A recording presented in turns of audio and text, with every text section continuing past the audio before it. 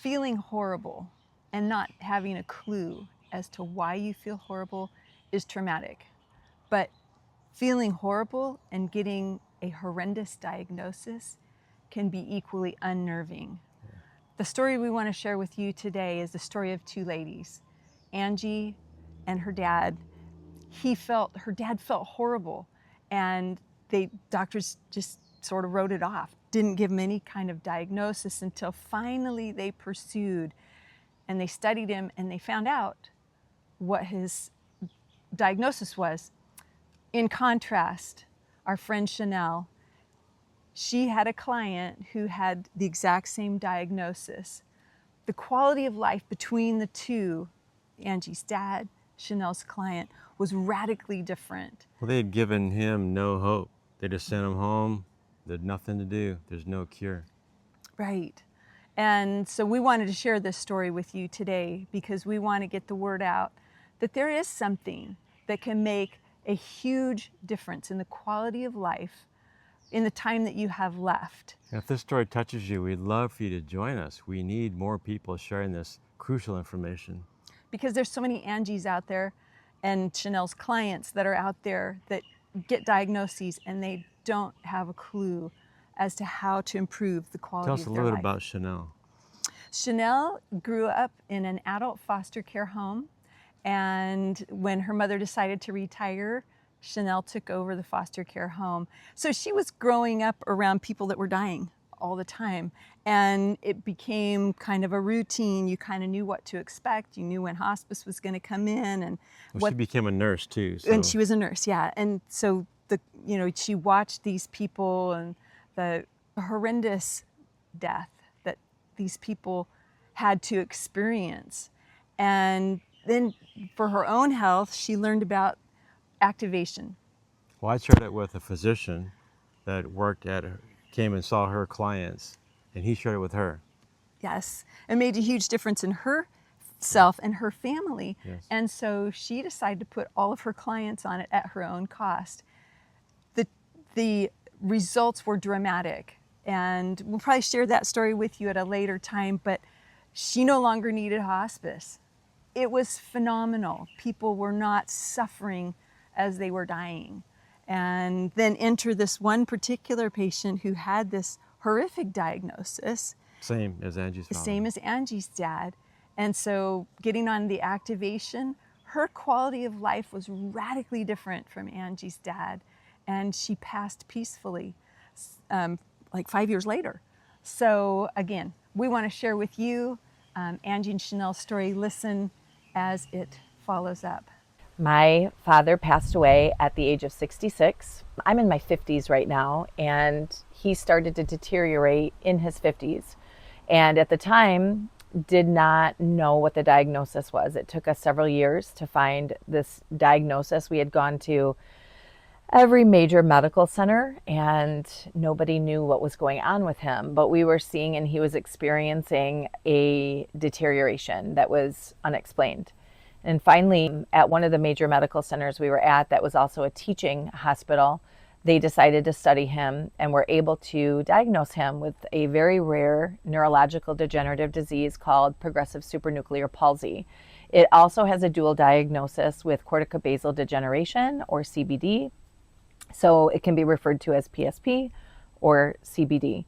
And by the time we got the diagnosis, there had been quite incredible decline. And the physician at the time, of course, once we got the diagnosis, just sent us home. There's no treatment and there's no cure, and there's a strong, strong progression. And so because it attacks the frontal lobe of the brain, that is the part of your brain that controls your muscles and your muscle control.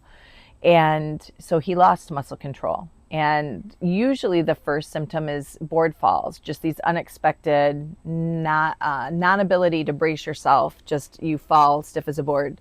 And so he was always a fall risk.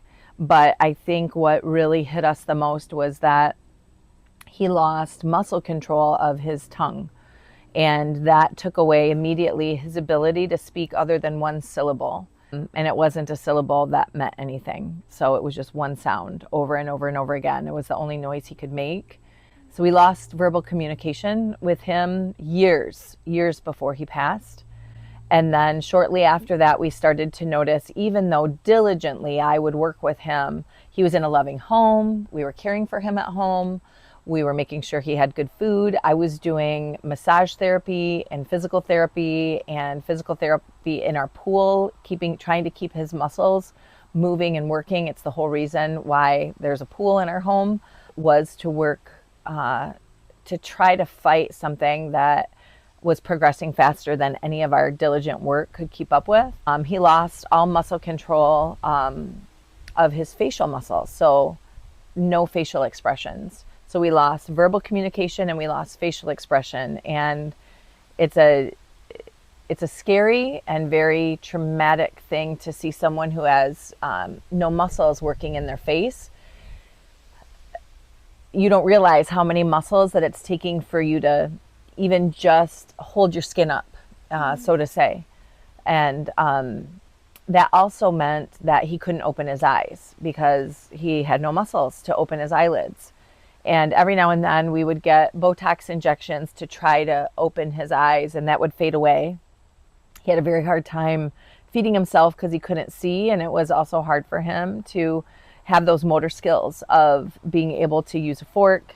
And even sometimes we would try to get him to be able to write, to communicate with us, and that was a struggle because, again, muscle control.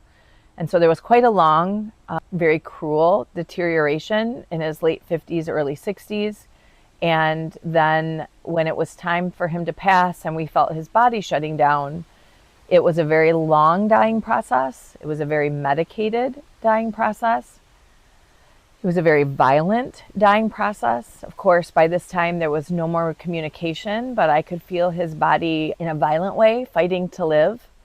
And we just had to keep medicating him with morphine. And it was a 2-week dying process for him. And then he passed in such a violent way and such a medicated way that I was the person staying the night with him, administering the morphine around the clock. I thought I killed him from a morphine overdose because I was delirious from giving. I would wake up every so often to make sure he had enough morphine to not be in so much pain. The morning when I woke up and he had passed, when I reflected on how much I woke up to give him morphine, and I was fairly delirious from lack of sleep, I was certain I had given him, too much. And so then there's, that aspect of it. And then years later, I was introduced due to a health crisis with my son to Nutrigenomics. And I stepped into this business because of the wonderful things we see, because of the wonderful things that I experienced with several of my sons and myself, and then the people I've been able to help. And I see people all the time defy the odds. And I see at Gull Arbor, at Chanel's business, people defy the odds left and right. And we see amazing things. We see things that when people think there's no hope, we see hope, and we see power. We see people, that Chanel started to see her average stay become in years and not months, and people living strong, and part of what got my attention with this was when Chanel had shared with me that people were going off meds and they were going off hospice and they were gaining cognitive skills if they had had dementia. It was radical. But there was always in the back of my mind, maybe, what could have happened, for my dad. Could this have helped my dad? PSP seemed so untouchable. And then one day I got a call from my friend Chanel, we just love to share Nutrigenomics stories. We're in this business together now. And she, not knowing what my dad passed from because he died before Chanel and I were friends, she said, and we're gonna use a different name for the resident that she had, and we're gonna call this resident Donna, which is not her real name. She said, I have a resident with supranuclear palsy. And I just thought, what? And she said, and you wouldn't believe how wonderful she's responding to activation. And again, I'm like, what do you mean?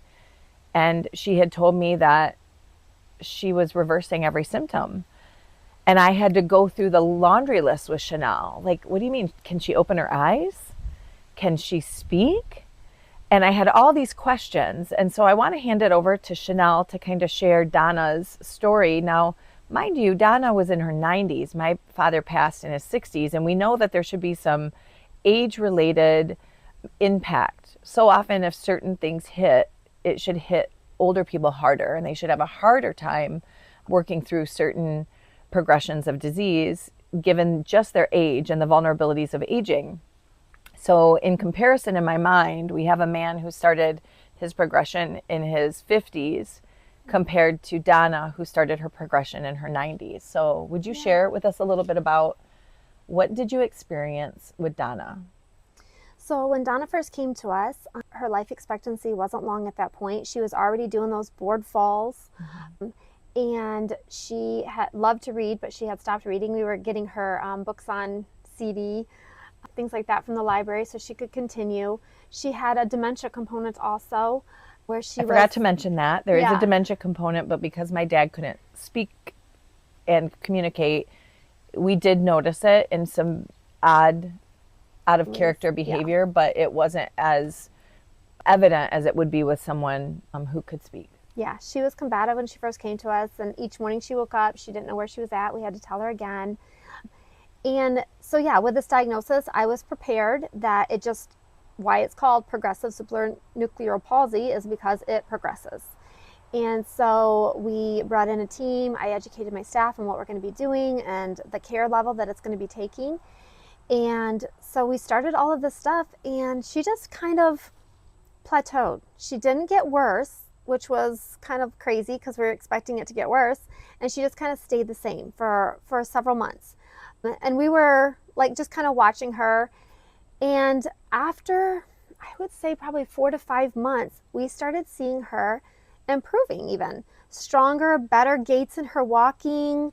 She was awake more. She was talking more. She was actually wanting to read a book, picking up books to read. And she was just doing so well. It was subtle, and you didn't notice it because just over time she just kept getting just a little bit more acclimated, kind of is what we thought here.